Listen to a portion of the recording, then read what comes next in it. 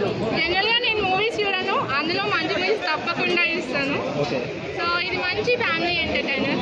Story కొంచెం కొద్దిగా అనిపించింది, బట్ చాలా బాగా తీయడం అనేది. డైలాగ్స్ అయితే చాలా బాగున్నాయి.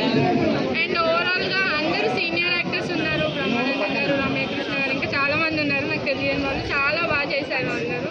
అండ్ స్పెషల్గా పూలు అమ్మి వాళ్ళకి ఇన్ని బాధలు ఉంటాయా అనేది ఒక కొత్త కాన్సెప్ట్ అయితే మంచి తీసుకొచ్చారు. సో చాలా బాగా అనిపించింది మూవీ. డైరెక్షన్, డైలాగ్స్ చాలా బాగుంది. డైరెక్టర్ గారు అయితే మూవీ చాలా బాగా తీశారు.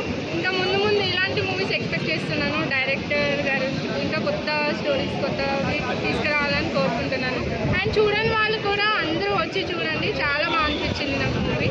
మంచి ఫ్యామిలీ ఎంటర్టైనర్. రేటింగ్ ఎంత ఇస్తారు మేడం? 5కి 4 ఇవ్వచ్చు. Okay, thank you madam.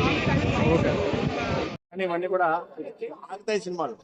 ఇది ఆగుతాయి సినిమా కాబట్టి ఖచ్చితంగా రామాయణం మహాభారతంలో ఇప్పుడు దాకా నేను పోరాడారో అలాంటి చిన్న కథలో వాటిని ఎలివేట్ చేసి మనిషి ఇలా ఉండాలరా, ఉన్నతం అంటే ఇలా ఉండాలి, ప్రేమ అంటే ఇలా ఉండాలి అని చెప్పిన సినిమా.